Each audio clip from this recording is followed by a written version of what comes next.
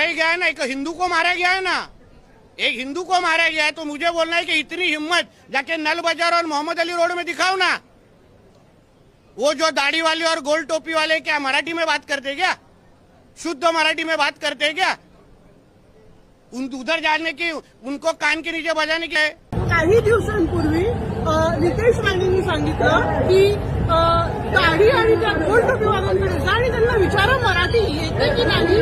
तर त्याला उत्तर मी आज देऊ इच्छिते की मी त्याच दाढी आणि गोल टोपीवाल्या समाजाला बिलॉंग करते आणि आज तुमच्या समोर मराठीत बोलत आहे. माझ्या रक्तात मराठी आहे, माझ्या ओठांवर मराठी आहे आणि माझ्या मनात महाराष्ट्रासाठी प्रेम आहे. आज त्यांच्यासाठी आहे की समाजात विरोध निर्माण करायचा. खरं म्हणजे हा जो आंदोलन आहे, हा मराठी मोर्चा आहे, हा कधी मराठी विरुद्ध मराठी असा नव्हता, हा कधी महाराष्ट्र विरुद्ध इतर प्रांत असा नव्हता. याला राजकारण्यांनी आपल्या ज्या राजकीय पोळ्या आहेत त्या भाजण्यासाठी वेगळा रंग दिला.